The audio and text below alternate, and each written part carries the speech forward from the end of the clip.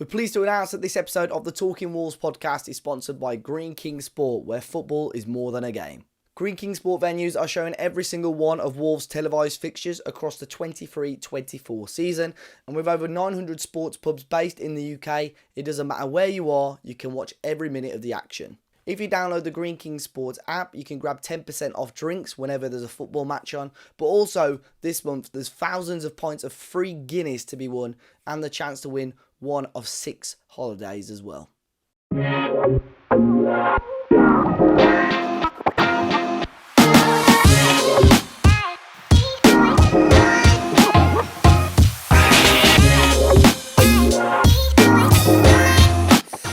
Yes, everybody, welcome back to the Talking Wolves podcast. We're here for a brand new episode, unfortunately, and not on the greatest terms, as Wolves ended up grabbing no points at the weekend. But we'll talk about that more in depth. My name is David Zapardi, as always, and we do have a returning Finn Morris. Finn, how are you keeping? I'm all right, but I'm just thinking now you've put it like that. I think we were 9 unbeaten at home, and then I've come back for 2 home games, and we've lost them both. So maybe it's a good point that I'm not on next week. But I'm all right, thanks, mate. How are you? Yeah, all good, thank you. Yeah, no, it's good for you to be back. Consecutive weeks, he's back, and of course we've got Mr. Jord Russell. Jord, how are you keeping? I'm all right, mate. How are you? All good, yeah. I've had a busy weekend, to be fair. I played a little bit of darts, smashed the gym straight after the game, done a lot of work on the house. Probably people listening to this, old school listeners to this podcast, thinking, flipping heck. Like, I remember when he bought that house, and yeah, I'm still on, yeah, as you can probably tell. But we're getting there, slowly but surely. We're getting there anyway. Finn, you were back at Molineux on Saturday. Did you get up to much else of the weekend? I don't think so. I can't even think what I did. My weekends at the moment, I've got Gem on starting the MCU, so it's like I think we've just done Thor, so we're like early days of that. I think we did that on Sunday, but that's a long road ahead. So I think if Wolves lose, she's like, right, I'll watch a Marvel film with him to cheer him up. So that's how it's gone. And she said she's liked them all. To be fair, I think phase 1 for any listener, I mean, it's not the best, is it? It doesn't get you fully hooked, but she's loving it. So that's a long road ahead. I've watched like a couple of the Spider-Man ones, but I've not watched any of the major ones of those, to be fair. Jordan, are you into that? You've watched them, Jordan, yeah? Or not? I've watched them, yeah. See the Deadpool trailer, Jord? The Super Bowl. I've seen the Deadpool trailer, yeah. No, I feel like it's run its course a little bit as well, though, with Marvel, because they're sort of trying to like drag it out a little bit, and there's some good. It's hit and miss now. Like there's some good stuff, there's some not so good stuff. Like, they should have probably just had a break after Endgame, really. But, I think that's what. With Gem, I'll literally just get to Endgame, do the 2 Spider-Mans after that, and then I think we'll call it a day there. Maybe chuck in Deadpool. Deadpool does look good. Yeah, but like I was the same. Like Emma never watched any of them, and I wasn't like massively into like the phase 1, like you say. And then like she like loves Guardians of the Galaxy now. Like we'll watch them religiously. And we've got we've got a pond in the back garden. We actually brought like a big wooden group rather than like get rid of like all the birds and stuff. So I've actually got like about a 6-foot group in the back garden as well, which is pretty cool, but pretty random as well, to be honest. I feel a little bit, if you've seen Barbie, when they're on about, the men, and they're like, let me play my guitar at you and let me tell you about Justice League, whatever. I was like, oh, God, that's so me forcing her to watch Marvel films, but we'll lean into it. I am going to carry on talking, for the video watchers, I am going to get a photo up of the group so people can see it. Sorry, everyone, to the video listeners. Like your 2 cameras look amazing, and I look like I'm about to say my captors are treating me well. It's like I don't know. Let's have a look. It might, because you got the blurred thing. One second. Let me get rid of it. If you send it, I can put it on the screen, Jord. If you send it me on WhatsApp, I'll put it on the screen now. Yeah. Very quickly, Jord, as well, before we move on to the Wolves. Super Bowl. I mean, I'm not going to sit here and lie, because I watched up to the halftime show and fell asleep at the 3rd quarter. But did you stay up for it? And was it a match and result that you were hoping for, or? So I did the same as you, because the first half was pretty rough and I had like an early start. So I watched the first half. I listened to the first Usher song, and I thought, it don't sound good, so I'm going to bed and I'll watch it in the morning. So I set my alarm at 6 and then I'll end up watching it before. No spoilers. But I'm a Minnesota Vikings fan, so anyone that isn't an NFL fan is pretty much like supporting Sheffield United probably. So like we never really do it. But every now and again we might have a decent season. So yeah, we never usually we've never won it. Put it like that in the history of Super Bowl. But yeah, I think. I thought I do quite like Patrick Mahomes. I do quite like the Chiefs, although they win a lot. But obviously, there's all this Taylor Swift thing at the moment, and everyone like saying it's a conspiracy because Taylor Swift's now going out with Travis Kelce, and the NFL rigged it so they'd win, and it's just all this conspiracy stuff that like it's just a bit weird. Like they were just a better team on the day ultimately. So yeah, I thought it went how I thought it would go. To be honest with you. Yeah. Well, I'm sure we'll have some NFL fans and. We do have a lot of American listeners as well that'll, I'm sure, give their thoughts as well. But unfortunately, as we do have to talk about the football as well. Wolves versus Brentford, a game which, I don't know, I think we all went into it with a lot of optimism. But at the same time, I think in the back of a lot of our minds, probably thinking this could be a little bit of a speed bump for Wolves, a little bit of a difficult game. Finn unchanged from Gary O'Neill, which, again, I think after such a good performance against Chelsea, you would have expected. And I think everyone was pretty happy with that starting lineup. I think that's to do with him being a fullback, isn't it? No, I'm joking. Someone backed you up about that. I did have to correct it. I was like, no. I know. To be fair, I didn't say it with much confidence. No, I literally said it, and then I thought, was it? I just pictured O'Neill 3. I don't know why, but yeah.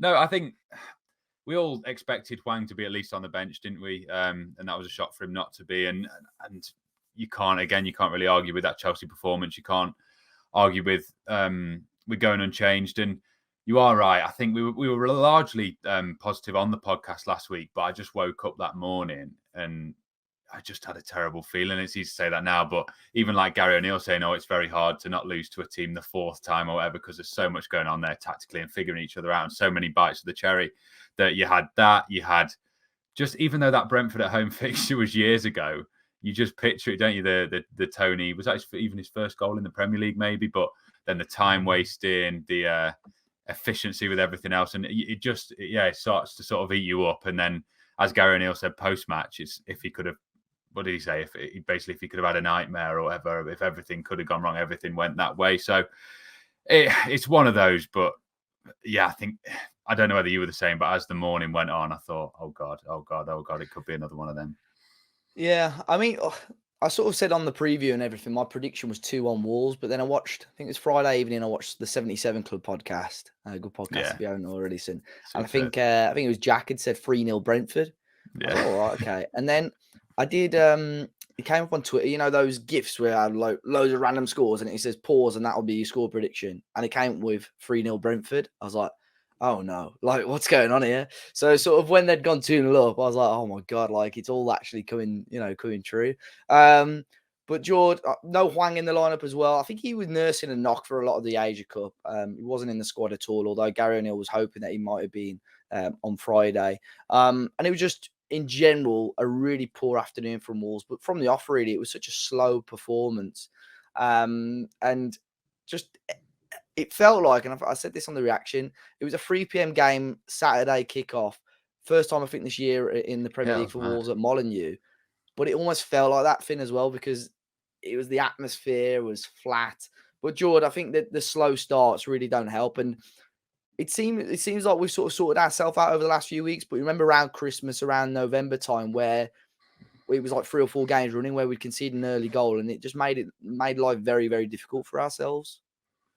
Yeah, I think we've got into a habit that we've conceded the first goal last 3 games now, isn't it? I think it even could be more than that. Definitely the last 3 games. And like I say, the slow starts sort of kill you. And for me, like I feel that with Brentford as well, you sort of know what you're getting with them. And it didn't help that we played them like 4 times in what feels like a month. I think it is pretty much a month. Was it 46 days? It was mad, yeah. Was it? Was it? I think so. So yeah. So like it's like I don't think there's a lot between the teams in terms of where we finished in the league over the last few seasons, and we've got the better of them in the last 3 games. And I say that because we drew 1-1 with them with 10 men for 80 minutes. So I just felt like as well, I sort of I did have a bit of a bad feeling. I just felt like I'd say they probably drew one against us. And it was, but for me, like we don't help ourselves at times. I feel there was a lot of overplaying from the back, especially from Jose Sarr, playing some of those balls that I've mentioned a few times, which like just playing them into like there was one early on to Lamina where he's got his back completely, he's facing our goal and he's got Norgard running down the back, breathing down his neck. Like, what do you want to do with that ball? He played one to Neto as well, similarly, when Collins just come and nicked it off him as well. And we were almost the masters of our own downfall a little bit, and we didn't help ourselves. And yeah, like you say, I mean, I've watched it on. I wasn't at the game on the weekend, but I watched it back, and you could just sort of sense it, and it was coming, wasn't it? Like it felt like the goal was always coming in for me anyway. Watching it back today. Yeah, it almost felt like it was almost a bit of an exhibition match, almost a game that you would expect Wolves to be playing, and the quality of football that we had towards the end of the season when you can't reach Europe, but you've done enough and you're staying up in the Premier League. It was like there was nothing for Wolves to play for. It was, and that was quite frustrating from that point of view. And I think Finn, like Jord's mentioned there, that Jose Sarr distribution was, one of many bad things for Wolves on Saturday. But, Wolves have made no secret over the last 12 to 18 months or so that a goalkeeper is potentially an option and department that Wolves are going to be looking at. But this isn't the first time Sarr's been like, we've really poor distribution this season. Do you think that's going to be an area that Wolves are going to start to look at in the summer? Because there was interest, reportedly, if Nottingham Forest, although that's probably past now, but Saudi Arabian clubs up with Jose Sarr as well. Surely from Gary O'Neill's point of view, he's going to start to get a little bit frustrated with that as well. Yeah, you say the Forest one might have died, but I think with Nuno going there and as we said, him being the new Mendes toy, it's probably more of an option than it ever was now. So maybe I don't know how old he is, but a Saudi move might be on the cards. I mean, it's weird. It felt exactly like, was it last season Man United played, I think De Gea played one, the Lamina pass, I think that was at the South Bank end against Brentford, and they scored from that as well. I know they didn't score from that particular one, but it felt very, very similar. And I mean, it's probably generous to compare him to De Gea, but that was always De Gea's thing, wasn't it? That he's a superb shot stopper. I mean, I saw in the week, I don't know why it came up again, but that save against Everton away that Sarr made, and he's pulled off some brilliant stops. But if we ever want to have any hope of adding that 11th outfield player, we haven't got it. I mean, Ederson this season, I think he's down there for like saves and shots conceded. Like, he's not been a great goalkeeper, but with his feet, he's unbelievable. And if you want everything, it's going to be really, really expensive, and he ain't going to want to play for Wolves. So we've got a very good shot stopper, but yeah, it comes around every so often, doesn't it? This same debate every time. And we were lucky, really. I don't think neither of them were directly his ball, was it? The second one was Dawson, and then I didn't see what happened on the corner, but it didn't look great at the South Bank. The corner was definitely his fault. It was his fault. No, Yeah. Sarr's fault. I mean, I saw a still, I think, from Mike, put it on Twitter, who does the fans react, and he was sort of blaming Dawson. Like, it looked like Dawson's ducked, right? That's what it looked like for me, yeah, because I was the far end, and I haven't watched any highlights, obviously, because we lost. So yeah, so Dawson's ducked, but you quite clearly hear on the audio, like, Sarr shout keepers. So, and it's in the 6-yard box, and for me, like, any ball that's in the 6-yard box, a keeper should be coming clean and everything out. Win the ball. Anyone that's in the area, the vicinity, you just take everything. Our players, their players, take the lot. And he's obviously given Dawson a shout, and he's been very feeble with it, trying to catch it pretty much at like knee height. Like, it went down. Yeah, it's quite really low, yeah. It didn't attack the ball. It's bad goalkeeping, really bad goalkeeping. And I feel like with Sarr, like, when he has these moments I feel like if he makes a mistake in terms of like a bad pass or whatever, and the crowd do start getting on his back a little bit, because it's like, we'll just fucking pump it. I'd much rather just pump it every time, because he can't play it. But when he makes a mistake and the fans go on it, I feel like he then tries to atone for his mistakes, and he tries to just get involved in everything. That's when we see him give away penalties and all this sort of stuff. And for me, like I've said it a few times in here, like, definitely need an upgrade from him. He's a good shot stopper, but he's got too many ricks in him for me. I don't feel like, I think we do well as a club to keep as many clean sheets as we do, because he would give me kittens if I was playing centre half with him behind me, because I wouldn't be able to trust him. Like, I'd want to clear everything. If he shouted for anything, I just wouldn't listen to him. I'd just clear your lines as much as possible. And it can't fill the back three with much confidence when they've got him behind him, to be honest with you. Like I say, we'll make the goal camera safe, but he's just, he makes too many errors.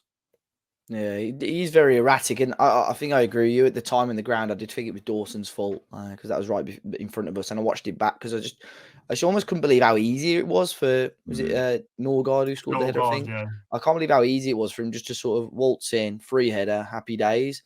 And I looked at it, I was like, Dawson's there, but I did see a couple of comments where, and like you've just said, Jord, if keepers calling keepers as a kid, you learn to if someone's called keepers, out of the way, make sure he gets it. But like I said, he's down there. He's got to be claiming it a lot earlier than that. So that was frustrating. And then Finn, even more frustrating for Wolves. And it depends how you look at it. You could argue this is the turning point of the game, really. I think it was a 0-0 when Cunha had come off injured as well.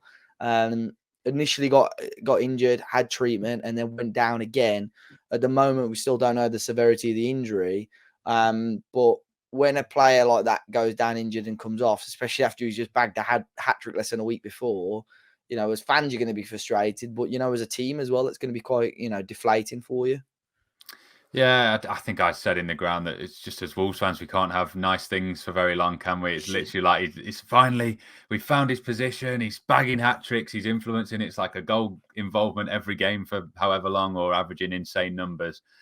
So of course that was going to happen. That's the one thing that I didn't quite have a feeling about in the morning that did come true. But yeah, it's killer. It was more towards my end, and it didn't look like anything massive. Like it wasn't a broken leg, was it? Like it was literally just a little knock. I didn't know initially it was a knee, something to do with his knee, but then I think we've heard hamstring since, haven't we? So hopefully it's not too bad. I didn't know whether he was going to do a Kaladzic when he'd done his. Oh, it was his ACL, wasn't it? And then we made him limp around for 10 minutes, 5-10 minutes, because he gave it a go, didn't he, Cunha? But yeah, off, and then an already deflated atmosphere. My God, the very last bit of air came out. I think it's when your star player's gone off, and you've also got, I think, in defence of the atmosphere. I know we've come up with excuses, but when the combo of having the away fans, the far side, all 12 of them, it generated nothing, did it? And an early goal. It was a nightmare all round, and yeah, that just topped it off, the injury.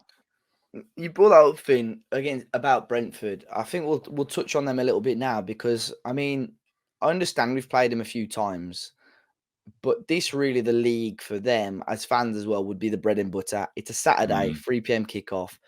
Yeah, and I know we played them twice at their place and twice at our place. Obviously, once in the FA Cup replay.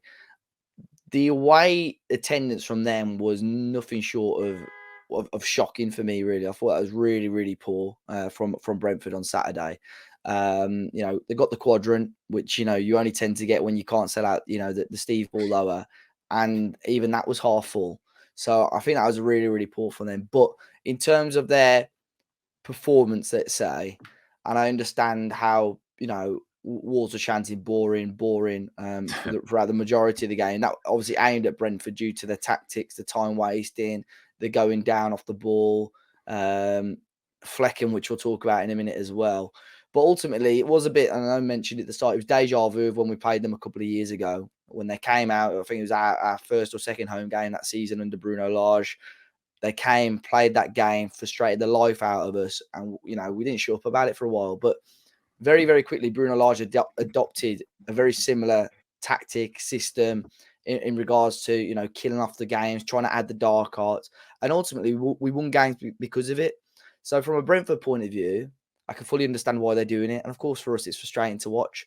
And I've seen people say, "Yeah, Brentford must be, fans must be so bored watching that," but ultimately you don't care when you just won 2-0 away from home. That if you return in the results, you're not going to be too bothered. They've still got a lot of good players out injured as well, Brentford. So I can see why they do it. Obviously, as for home fans, it's frustrating. I think for Wolves as well. Not that we're self-entitled, but we've gone on a really good run and beaten some good teams. So you do expect to go at home with such a good form to beat teams like that. But the way they went about it is obviously frustrating. And it's funny, obviously, the big discussion about a blue card this week. Oh, there'd have been so many. I don't think it will ever come to fruition in the Premier League, which is what the initial article actually said, and it got blown out of proportion very, very quickly. Basically, it said it was obviously going to be trialled at much lower levels. But the Flecken one for me, top shithousery, obviously, frustrated the life out of me. But that is, and I know it's a goalkeeper, so it'd be very interesting. But a blue card is literally that's just blatant cheating, Finn. That's just like blatant cheating. But could you argue it's denial of a goal scoring opportunity? Get him off. You could. I think, was it in the Dutch league? Someone did that a couple of years ago, and I remember watching it on Twitter going, "Oh, that is superb." He threw it. Yeah, he got him. Was it Bundesliga? He chucked it on the pitch, didn't he? I think it was the Eredivisie, yeah. And then he chucked it on the pitch, and then the player got the ball and dashed it at the keeper. And because that didn't happen to Wolves, I went, "Oh, that's brilliant." And in the moment, I absolutely lost my head when obviously when it happened to us. And I think the one thing we're probably going to come on to later on, but I think the reason that they do it is because there's nothing stopping them. And I know we'll come on to the referee, but so many of the things, I think it's the thing that's really annoyed me this season in particular is that, and they didn't do it too many times to be fair, but just a few, I'm going to call it the defensive flop. You know, when they're trying to see the ball out for a goal kick or whatever, and there's an attack like Neto's on Collins or whatever, and then they just hit the deck and referee every single time, give them every single time. So why wouldn't you?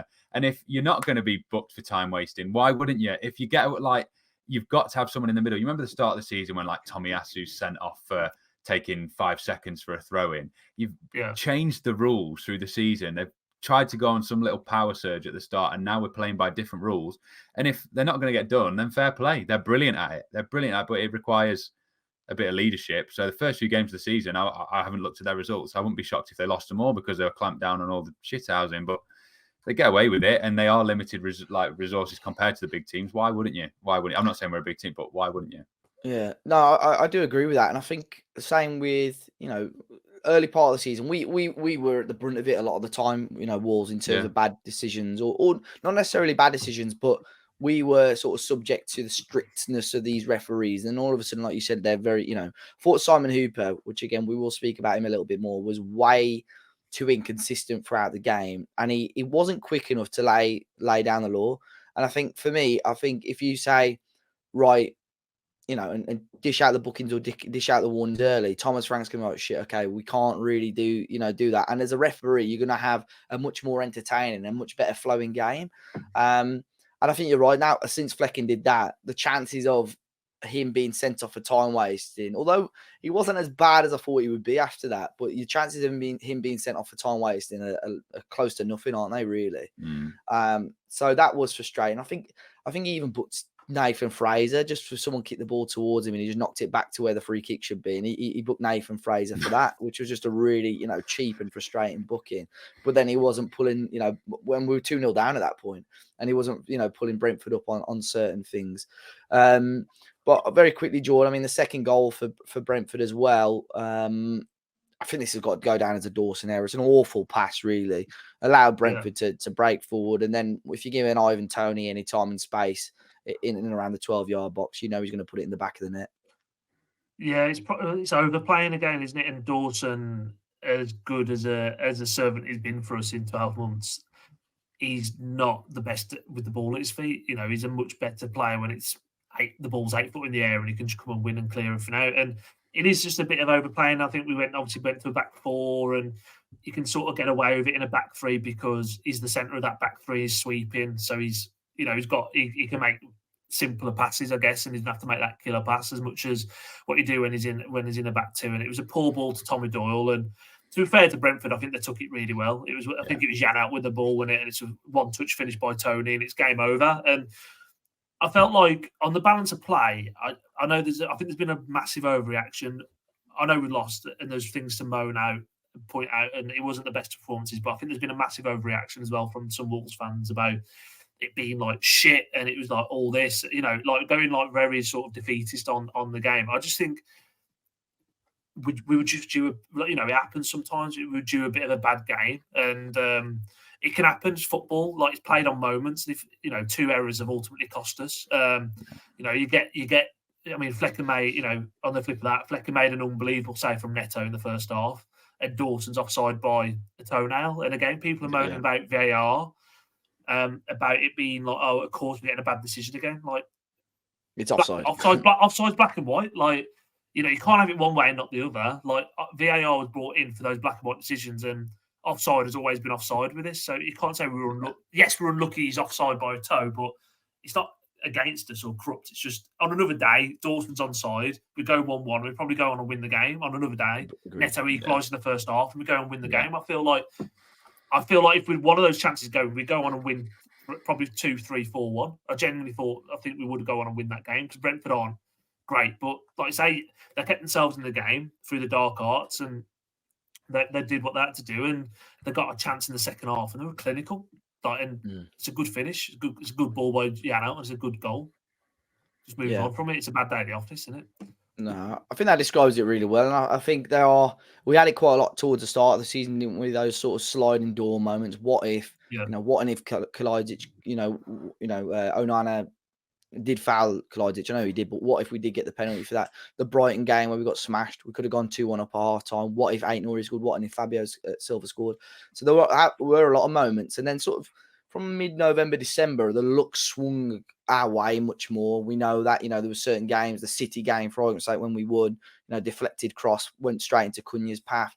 Certain games, the Chelsea game, 2 deflected goals. So, you are going to, it swings and roundabouts, really. It was frustrating, a frustrating weekend. But I think, especially at home now, we're so used to winning games, especially at home. And it's happened to Villa as well. Villa, unbeaten at home since last January, and I think they've lost their last 3 at home now. And I've seen their fans after yesterday; they've lost their head. They can't So I think it's just one of those. You get used to something, don't you? You're comfortable. You're happy with how we've been playing at home.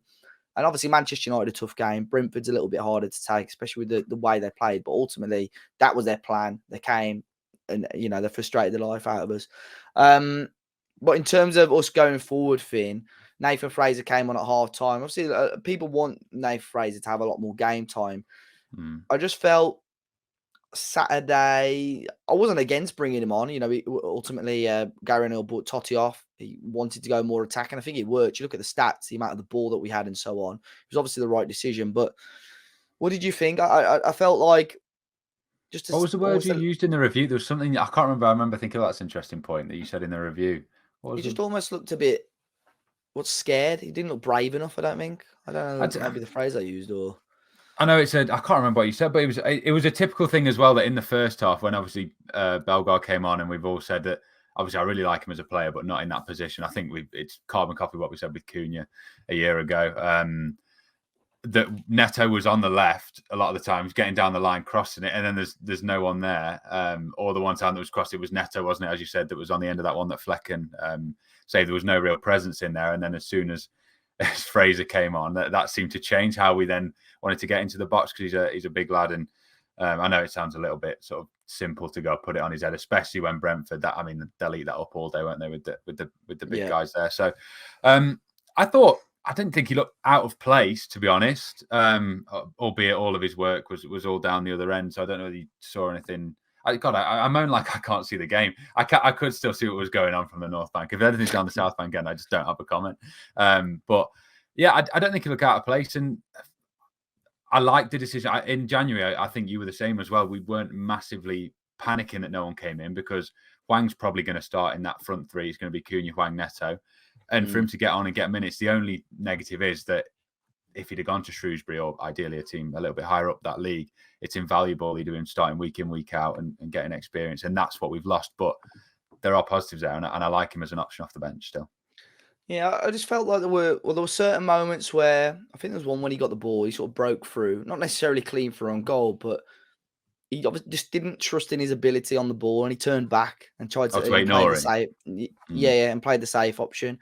And then there were certain moments where I felt Neto he frustrated me, and I don't think it was necessarily his fault, because I think he was isolated on the right for a start in that second half, but he was getting doubled and tripled up on, because I think Brentford knew, right, Cunha's off, who's the threat? It's going to be Neto. Yeah.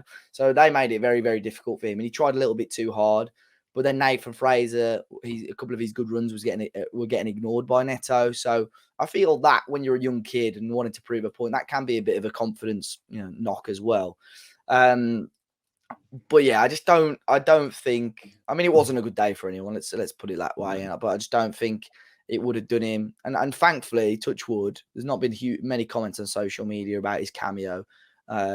But I can tell you now, if someone like Fabio Silva had played that sort of, they would have got pelters. And Bellegarde as well. Going back to what I was saying about luck, Bellegarde on that left hand side was so unlucky. The amount of times where where you put a ball in, it'll clip off the defender and go out for a corner. Happened 3 or 4 times where you clip the ball in and it would bounce back towards our goal and never go out for a corner. And I thought, man, he must again, a player lacking confidence, I think. Clearly a talented player, but just nothing quite clicking as of yet for Jean-Marie Bellegarde. But I think like many people, and you just mentioned, they're probably not quite being played in the right sort of positions at the moment. But like Jord said, I think it was a frustrating day at the office. Finn, because you were there at the ground, you know what the atmosphere was like with the referee. Simon Hooper, what are your thoughts on his performance? I think just common sense has gone. It's so weird how every game this applies to 30, 40, 50,000 people in Premier League games all know what's gone on a defensive flop, as I'm calling that, or I don't know, or blatant time wasting. And the one person with the power to change it just isn't doing it at the moment. And it'll start again the start of next season. They'll clamp down and then it'll fade away. There wasn't a glaring one, was there? Wasn't a, oh my God, that like corrupt or incompetent. There wasn't anything like that. Just generally didn't control the game very well. And we've had a lot worse this season. So I don't know what my worst rating's been, but I don't know. It's just no common sense ratings are 0 overall. 3, 4.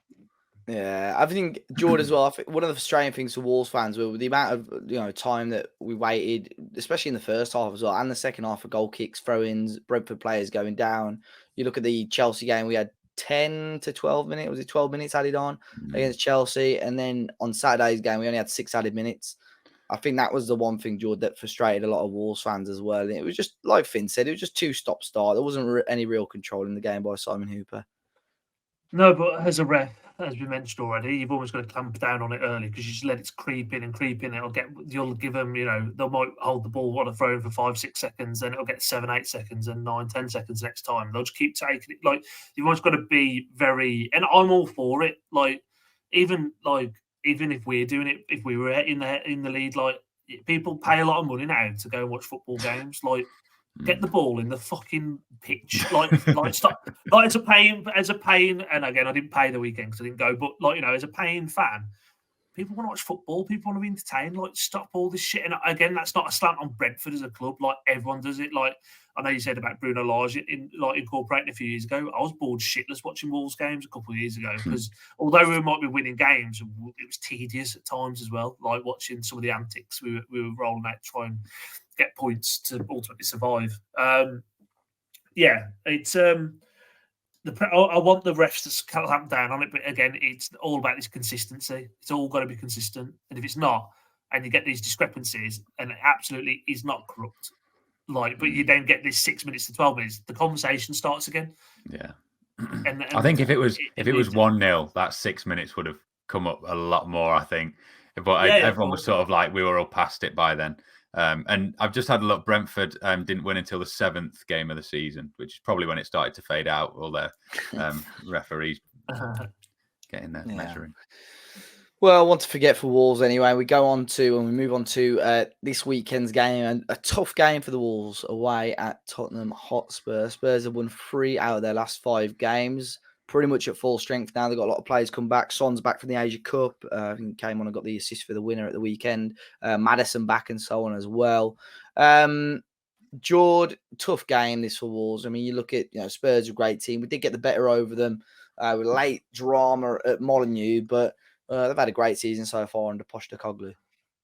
They play football how you want it to be played, right? And I know he's a bit of the media darling, and he's almost become a bit of the anti-villain now on social media because everyone's like, they're blowing smoke up his arse. But I just like watching these football teams play football, to be honest with you. I think he's very honest. I think he's very, there's no bullshit in the media. I like how his team's set up. And I feel, and again, I've got a bad feeling about this game personally because I feel like we're due a Tonkin. We've not had one for a long time, and it just scares me going there. If they have a fast start, you never know with some of the injuries. However, on the flip of that, we can really hurt them because there'll be so much space for us to hit them on the counter attack. And say we've got Neto, Hwang should be back fit from what O'Neill's saying. You hope Cunha's available, but if he's not, it's not the end. I think it's more about a game for Bellegarde from the start rather than a Sarabia. Just hitting them on the break with some pace because their fullbacks play very high, they're very inverted. So, Neto and the wide players can have an absolute field day if we hit them on the break. But we probably just need to keep them quiet for the first 10, 15 minutes because they're going to be bang up for it. Yeah. Finn, I mean, what would be your preferred lineup? Say in an ideal world, Hwang is available and Cunha's available. I mean, who do you bring in? Who do you start? I think I'd go with the three: Hwang, Neto, Cunha probably, but I doubt we're probably going to have either of them. Obviously, Sarabia did what he did off the bench against them earlier on in the season, and just on Jord saying the first 15 minutes, I think also the last 15 minutes I was looking, and obviously they got another late winner again. They've had a few. I think this is 3 or 4 like 90+ winners. I remember Sheffield United. They did it. They were 1-0 down in the 93rd minute when they beat them like late. Yeah, and Liverpool obviously with the late one. I also just I got up the stat as well because I saw it, so I'm going to drop it in. They've also conceded. They said 8 90+ minute goals. It's the same as Wolves' relegated team of 2003, 2004, and the one that finished 17th in 2010, 2011, and that was by the end of the season. They've already conceded 8. Obviously, we were a big helping hand in 2 of those. But yeah, it seems like there'll be late drama either way, as well as them with a fast start. I think like you watch Pedro Porro and there is no defensive cell in his brain, and he flies forward and he's superb, and he's in my FPL team. He hasn't done anything in a while, but I think they're just with like if you put Neto on that side. I also saw that stat, sorry to drop so many, but I think there's only 3 players. And it's a random one. It was, Wales have put in that new 20-mile-an-hour speed limit in villages, and go with me. They said it's only, I think it was Neto, Van der Ven, and someone else that all broke the speed limit in Wales. Wasn't it? Was it Benny? Probably. Yeah, so that could be a really interesting matchup, Van der Ven and Neto on the break. And it's how Spurs can play like that, isn't it? That they've got his recovery pace. So there's a lot of interesting matches there, and late goals galore by the sounds of it. Yeah, it's gonna be an interesting game. Also, one for the South Korean fans because it's the return. Although they didn't have a great Asia Cup, return of both Son and Hwang. There were a lot of South Koreans. I think Wolves do have quite a lot now, but there were a lot there at the weekend, and I think they'll be pretty disappointed when obviously Hwang wasn't in the squad at all. But I mean, it'll be big, huge for him to return to the team, hopefully, and would be a big boost because I think we have missed him, and we need his goals, especially if Cunha's going to be out injured. Finn, early score prediction? You got anything? Now George said that, I can't get that out of my head, but I'll go for an optimistic. We're paying to be entertained 2-2. Jord, what do you reckon? I'm going to go with a more realistic, but sounds quite absurd. I'm going to go Spurs 4, Wolves 2. Oh, right, Dave, you need to get the GIF out again. See if it matches 4-2. I'll wait to get the GIF out and then I'll predict. I think it'd be typical Wolves after such a crap performance on Saturday. We do Spurs. I don't disagree. But who knows? It's my birthday weekend, so Wolves, if you can give me a win. I think it was it last year that we played. I think we played Bournemouth last year. Did we? Let me very quickly search. When Gary O'Neill beat us? Oh yeah, genuinely, I think that's when it was. Had an unreal home record. 1-0, Marcus Tavernier, 1-0 Gary O'Neill. So hopefully Gary O'Neill shithousery again would do very nicely on my birthday weekend. We'll very quickly move on to the questions now as well. Loads of questions as always on X or Twitter. Thanks for sending them in. Chris, Staffs Chris 85 on Twitter. Following on last week's debate of which team was better, which combined starting 11 would you have from the Nuno/O'Neill ultimate team? So there were a few comments on this. There were, I think, Joey, who's a listener and on the Fans React, says he can't believe that it's even a debate. He thinks Nuno's team would smash not smash, but Nuno's team would comfortably beat the O'Neill team. Maybe we were just getting a bit excited after the Chelsea game. I don't know. But I think that you got a decent mix from this. So, I mean, goalkeeper, I think, although he had his moments, I think you'd still pick Patricio over Sarr, wouldn't you? I'd go Patricio. They're the same thing, wouldn't we? Yeah, good shot stopper. Yeah. He was even worse with his feet though, but I think better shot stopper as well. Yeah, Patricio, left back. Do you go Johnny or Aït-Nouri? See, now this is the FIFA in me. To be fair, I don't think he has. But Aït-Nouri's more my type. But you can't deny what Johnny Johnny was did in good. those first. Johnny was yeah. very, very good. Prime Johnny was Pre good, wasn't he? ACL Johnny, prime Johnny. Yeah. Whoa. I don't know. What, we playing a back five? Yeah, we've got to. Yeah, let's go back five. I think I'd play Aitnery in a back five because I think it gives you more going the other way. I genuinely would. So I would go with Aitnery. So, Finn, you happy with Aitnery? I think we're Well, good. obviously I am, but I just feel like that's not. I feel, I don't. Aitnery think ain't Aitnery- spat at anyone either. I'm happy to put him in. Yeah. I think Bolly goes in your back three. Yeah. Totti, yeah. What? I thought you said Antotti. Well, no. I think the other two I'm not sure on though, because your choices are we saying between the other two spots are Cody, Sace, Kilman, or Dawson? Yeah. I liked Kilman's peak for me was was it Bruno Lage? Used to let him just like sprint up from that right in the back. Yeah. I think Kilman's best performances have been now. Like in terms of obviously ignoring what happened the week, but like that October to December period. Yeah, but we were also screaming England under Bruno. I was never screaming England, by the way. But you might have been, I would be. I just think defensively, I think you stick with the Nuno too. I think you go with Cody and Sace. There's no clear ones, are there? No, I always feel that Cody gets a bad rap, doesn't he, for his limitations, but he was such a good captain, and he was in that back three. Like when it was good, wasn't it? I think there's an argument to go Cody and Kilman, personally. Or what about the Bruno Lage three of Johnny, Neves, and whoever it was? West Ham away, we'll never forget. Super. Yeah. I think. I'll go Cody Kilman. That's my vote. Cody Kilman, Bolly. And I'm not against that, to be fair. I do like Sacer.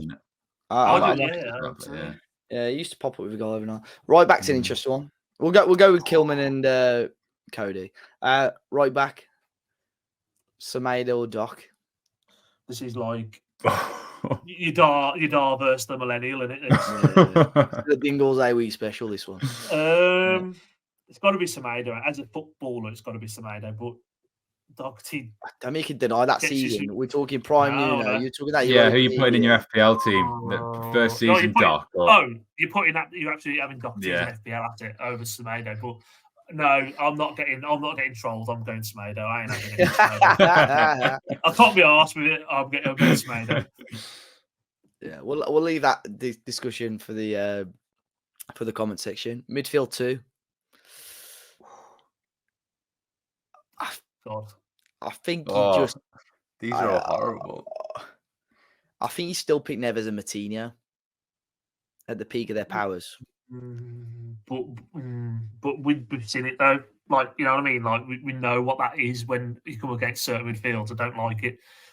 Well, who would you say then? Neves next to Lamina, do you reckon? Who would balance it? Yeah, Neves and Gomez, the 2-8s, get him in there. I fucking love Gomez as well. Yeah, I don't think I could put him in. I've got a João Gomez shirt on today. Yeah, 35 one. Mate. Yeah. Birthday today. I think I'd still stick with Neves and Matinho. I mean, yeah, Matinho. Matinho as well, but I just know it's getting overran. Yeah, this game's a bit midfield's getting overran. It's not getting any easier, is it? No. I think you've got to go Neves Matinho, but on the caveat that we're playing Watford at home. I'm going. Lamina's got to come in for one of the two. That's my caveat. It'd be a solid. I mean, if we could pick the bench as well, it'd be a very, very solid team. Great team. It'd be top 6 side. And then your front three. Jimenez walks in. Yeah. Jota, I think, walks in. Then it's your last position. Cunha or Adama or Neto. Oh my god. Adama's not in it. Well, then it's Prime Adama. Fuck me. Prime Adama was very, very good, but at the same time was frustrating as hell to watch. But not that one season. But he wasn't like it went from being like good every 8 games to one every 2 or 3. I think we sort of proved with this team, by the way. I think we sort of proved our point on which team we think's better. Yeah, which goes against next week. Let's do you have to pick you have to go I don't know, like lockdown Neto versus like if it was like you have to pick their prime, because we're picking like we're trying to go consistent. That'd be a great game. What would be when was like the best Neves period? I don't know. What was going to say? I'm trying to think now. I don't know. I think Cunha's not been here long enough yet. we leave the right hand side for the comments and the listeners to decide, as in right wing back and right wing. Okay, I'm up for that. Because I'd be happy with Doc or Sameda prime, and I'd be happy with prime Wolves, let's say, and I'd be happy with I think Neto, Darwin, and Cunha would all do a job, and not necessarily stuck on the right. You go a bit flexible, you know. Or could you go Josh and Jimenez and add Lamina? Josh and Jimenez and Lamina in the middle. That'd make our life a lot easier, to be fair. There you go. I mean, we'll leave that. Guys in the comment section, all listening, feel free to tweet us or post your teams. A couple of questions in regards to Wolves switching to a back four. Ethan said, seeing as O'Neill switched to a back four in the second half, could we see that happen more often when losing or playing against weaker teams? I don't see why not, Finn. I mean, I know we didn't score, but we had, a lot of dominance and a lot of the ball on Saturday. In theory, with what O'Neill wanted to do, have more of the ball and push it a bit more, it sort of worked, other than actually putting the ball in the back of the net. Yeah, and I think we mentioned conceptually last week that even a Bellegarde, Cunha, Neto, or Sarabia, whoever in there, they feel like a fantastic three behind a striker, and that's basically what we did. It's worth mentioning as well, I think in moments in games we were playing in the four. I think having Totti as that sort of versatile left centre back, but also went into left back, and then you've got Nouri. Just those players fit perfectly, being able to do that within a game. But yeah, it was out and out back four. I don't know whether that was also because Brentford seemed to be doing exactly the same thing, where they pushed Reguilon on and Ben Mee was coming out to make a four, and then they came back into a five. It was such a boring game that I was trying to study these things. But yeah, it's definitely an option. I think I still prefer us in the five, and even though we still looked a little bit shaky within the five, I still think it's much more solid. And as I say, we every manager's had to go back to it. So it's an option. As you say, I think those situations 2-0 down at home, nothing to lose, go for it. Definitely, it's not that it looked great, but it's definitely an option. Yeah, Jord, I suppose as a manager, you want that flexibility, and although we didn't get the result, it showed that Wolves are capable of playing it if needed. Yeah, I think it just comes down to what we said a few times in here, that I don't think we're good enough to play in a back four. I just don't think we've got a good enough centre half to play in a back four consistently. And you can say weak proposition and all that sort of stuff. I get that, but then Hillman and Dawson aren't the quickest centre half pairing you're ever going to find either. So I feel like it leaves us vulnerable going the other way as well, like with chasing back towards our goals. So I think 4 with the right centre halves, but I don't think they're quick enough and mobile enough for us to be able to play it consistently. Yeah, I mean, talking about centre halves thing, Sean says, is it time for Bueno to come back in the team? 7 goals conceded in the last 3 games, and it could have been more. People had mentioned that on the reaction, because people had commented on the previews and some of the podcasts and reviews that maybe Dawson should be taken out of the team. And, he had a mistake on Saturday. We won't say the first goal, but the second goal, definitely his error. And Santi Bueno didn't really put a foot wrong when he had that little run in between Christmas and the New Year. Yeah, I think with everything going on with Girona, I do feel really sorry for him. Bless him. Like that move, that decision is not looking great. But it does feel like it was probably wrapped up in the Man City Nunes deal anyway, a little bit of a favour. So it was always going to happen. However, I think obviously that first game against Ipswich, he looked really shaky. But since then, not really any complaints. And Dawson's had real highs and real lows, hasn't he? Because a month ago, you'd have said, well, he kept Son quiet, kept Haaland quiet. There was that period where he was coming up against the best of the best and having superb games and not necessarily being beaten for pace or using his have to be in that situation. I don't think it's necessarily a problem. I think 4 centre halves for 3 positions, it allows you one to have a stinker, and we've got that option. But I don't know whether I would. I don't know. Do you feel passionately either way on that? Because I don't feel I like him. But I also like Dawson. I think it's hard. I think it's very hard because Dawson is, the most senior of the 3. He adds that experience. But ultimately, if you're not playing, you're not playing well enough, you know, ultimately you shouldn't be in the team. You know, if And that will have been the vision, won't it, to Bueno? It's like, well, Dawson's 30, whatever he is. Eventually, you're going to be in. But yeah, well, it's the same with the front three. If Neto or Sarabia, you know, Sarabia wasn't playing well, you'd want Bellegarde or Wang just to walk straight back in. And I think Jord, you got to say the same for centre halves as well. Or João Gomez drops a stinker. You know, you'd expect Tommy Doyle to be in for the next game. Yeah, we've got, at the end of the day, we've got competition for places at the moment, which we've not always had when we've been back in the Premier League. So I feel Dawson's an unbelievable defender, but I feel he's 36 now, 35, 36. He can't play every minute of every game, and you probably start managing him out a little bit, or you pick him in certain moments. I think if you say to him, go and man mark Haaland like he's done and Son like he's done this year, he's immaculate at that. It's just when there's everything else is going on around him as well. If he's got other tasks and roles and responsibilities, that again, he can get caught a bit flat-footed at times. But I think Santi Bueno is a better player than what some Wolves fans think he is. So I'm more than comfortable if he came in for one of the three at any point. Not a problem. Yeah, brilliant. Yeah, so thanks for the questions, guys. We have had a few others, but they're all very similar to what we've already spoken about or discussed then. Obviously, Matt's not here, so I'll leave the career path game to him, but we do have a quiz. It's a special one for anyone. I mean, when you're listening, it'll be sound, but it's a special one as well if you are watching on the YouTube, because if I get it up here, we are going to be playing a game of Tenable, or as you can see on screen, it's called Top 10. So if you're not unaware of Tenable, basically, I think we have played it, and I think it was us three that played it before. We played it on a transfer special, doing it? Was it on a transfer live? No, we did it on a podcast, and we did the top 10. It was definitely transfer fees, because it was the 10. You said we got nowhere near. Yeah. So this one, if you've not played Tenable before, basically you get given a category and you got to name 10 of, or the top 10 of something. It's a very popular show in the UK on ITV with the little man Warwick Davis.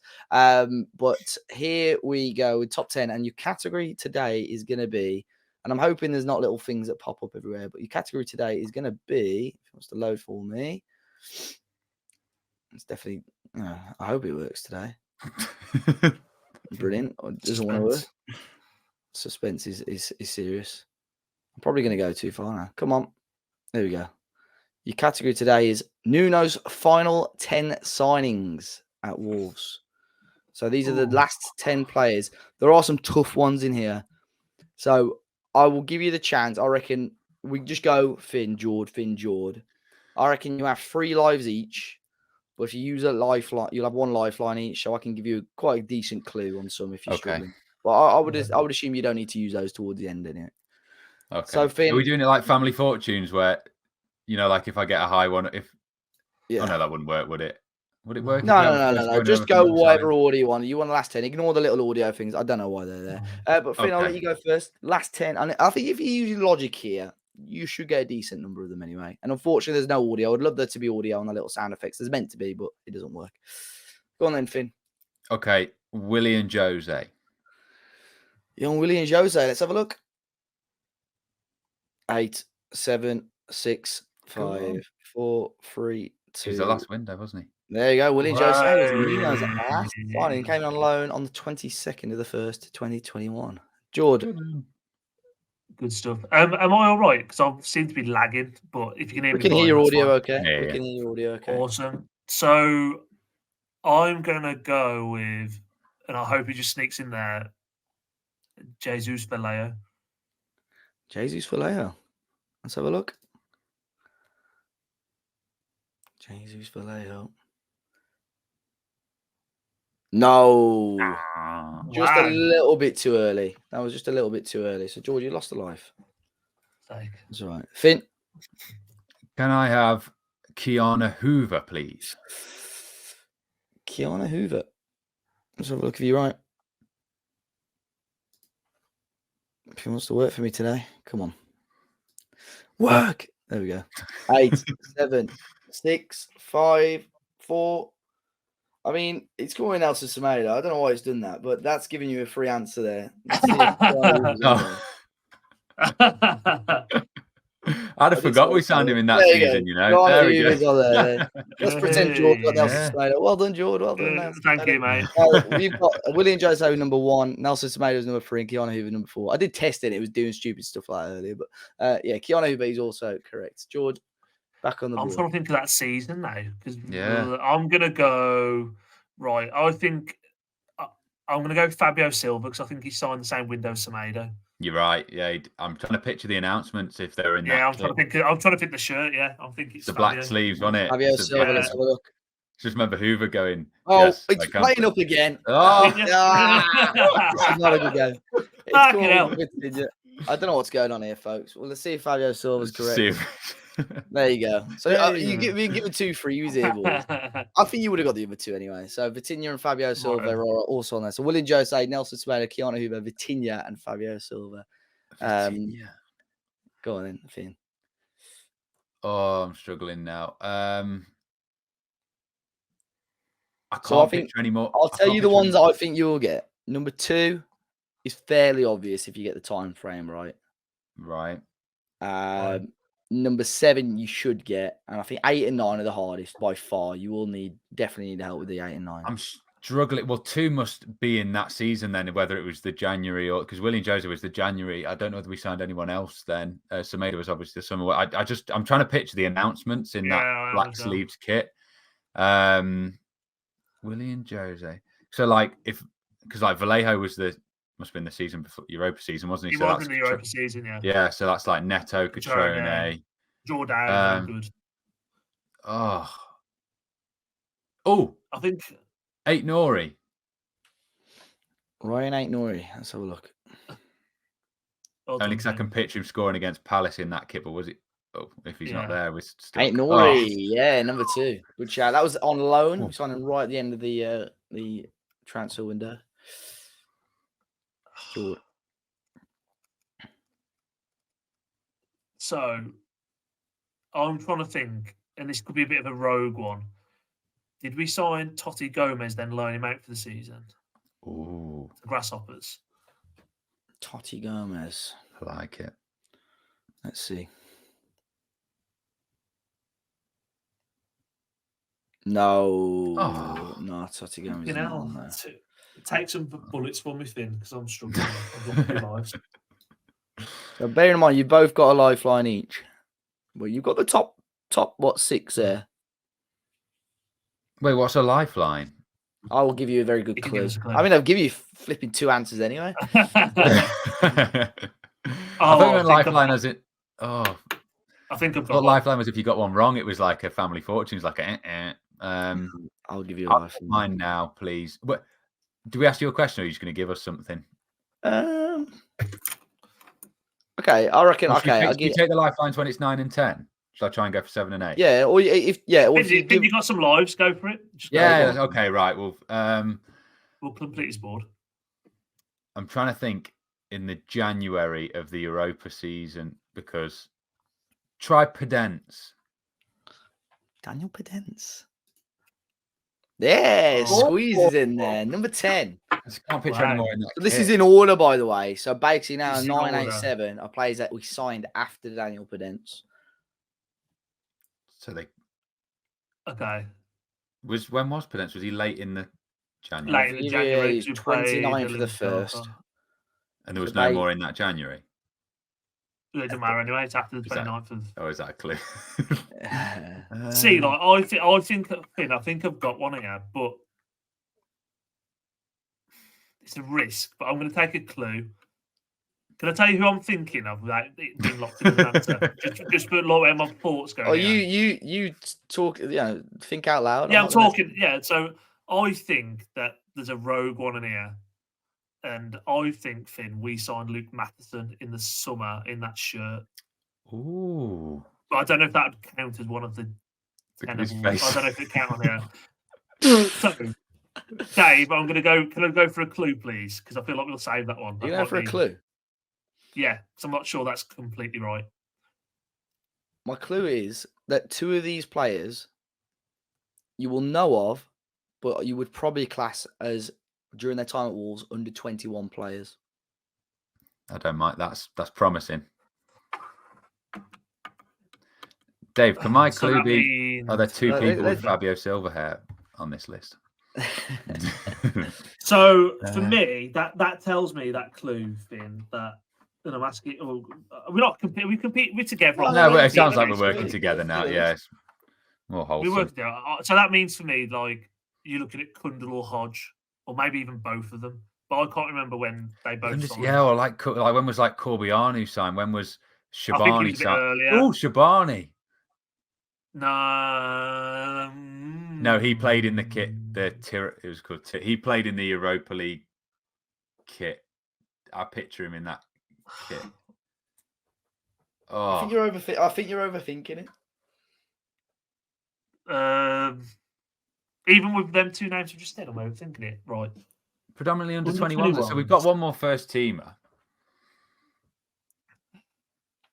I'm honestly, I'm struggling here.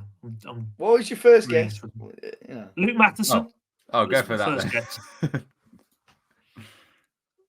New That's Matheson. great. Yeah, there you go. Moving on. Was That was in the the- January. That was the deadline day of the January. I remember him. I thought I remember him. That shirt. So Was the that next part two- of the next two of the clue you just gave me, or was Luke Matheson one of those two? Luke that Matheson you is said one of the was- under 21 player. So one's a Okay, first so- teamer and the other one's an under 21s player now. Finn, if you want to use your clue, you can use it. Yeah, go on then. One of the players is a goalkeeper. Oh God, I don't know if that helps. So it can't be Bentley, can't be King, can't be Ruddy. Who else have we had? Patricia. Saar. Yes, Saar. Yeah, maybe. Ooh. The Europe. Yeah, he played. Did he play against? Didn't we have him? No, didn't we? Yeah, because Sign him for the Europe. we're not we played picturing that against kit because Olympiacos, didn't yeah, and we're not picturing the kit because it's a goalkeeper kit. Bash, Yeah. Jose Sarr, please, David. Oh, Jose Sarr. I don't know why Did we're you play- celebrating that so much. He literally said it was Yeah. a goalkeeper. No, wrong. It's not Sarr. Oh, We didn't have Sarr during the Europa League because we had Patricio, didn't we? no, Oh that's shit, of course we did. But I And don't. then- no, that's what I'm saying. Play... As in, we played him in Europa League. Oh, Then right, next sorry. season, Nuno was still Yeah, there. yeah, wasn't that's what I was saying. Yeah, Nuno was still there. That's what I was thinking. Yeah, we didn't he? sign Oh, that year. idiots! So who else have we? So it went Patricio and Right. Ruddy. If you're talking like the keepers that are about, unless it was that Fucking Blondie hell. from the under Oh, 21s. the Icelandic guy. Hmm. I've got no more clues here. Who are the rotate? Is Patricio? and You Ruddy? can. I've given you clues. I'll give you one more lifeline where you can ask me a question. It can't be too obvious, but you both get a question each. Okay, question is: so you said there's one first team player Correct. Yeah. on this board left. How many appearances has he had? How many Premier League appearances has the first team had for Wolves since they've signed for us?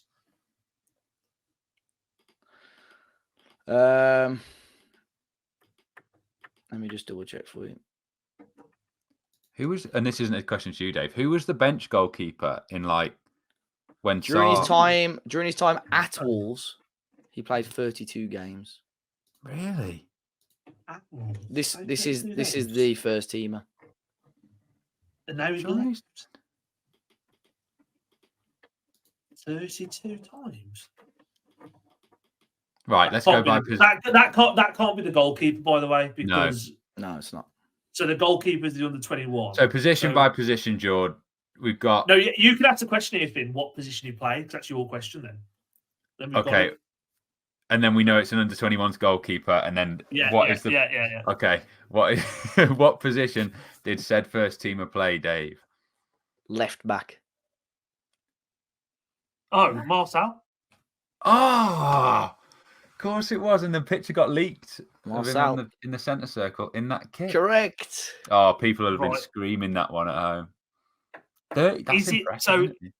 That keeper then, I think that I can't remember his name now.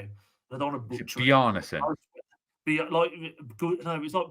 It is something like that, but I don't know exactly. Yeah, I don't want to be very like stereotypical about Icelandic people here, like, but it is going to be something son. But I can't think of his name. It's just got to move as well, hasn't it? It's just got to It might move. not even be that one. No, it can't be. It might not be that one. About Jack Ruddy, that was a throwback. What about? Yeah, but that was a bit. Yeah, Like I said earlier, these are players that you would both be fairly aware of. And my final clue is that this goalkeeper has played some first team games for Wolves. Oh, This is like that game last year when everyone will be screaming it. I hate when, yeah, because then no. I hate screaming at other people on podcasts, and now I'm the Yeah, I know, person but that's going to get there is a screamed lot at. of it's pressure when you're on the hot seat. It really is. Yeah, But it is. keeper who's played, it's not Saar. It's definitely it's not Patricio. What was the rotation after Patricio and Ruddy? What was the Patricio and? I can only think of Dan Bentley, and it's not Dan Bentley. Yeah, so who were the ones before that? Who would? Oh, for God's sake!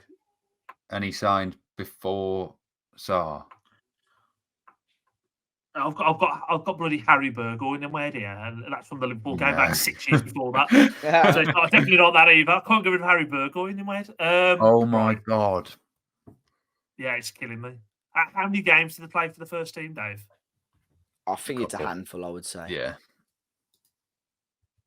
I can't remember. Just pick and then they're in training. You want me to give you and one more clue? He played games under Lopetegui. Huh? Oh, this is embarrassing. It's got to be Bentley then, hasn't it? It's got to be Bentley. No, we didn't sign him then. No, but we signed him in the January. No, but it's it's Nuno's fucking final 10 signings. Yeah, that's what I'm saying. So, oh my God, who the fuck played? I'm picturing. Right. Who played in goal? I've got it now, but I can't think who played. Who? Oh, I do fucking know who it is. It's Mateusz Sarkic, isn't it? He played in the Liverpool Cup game and he was shit.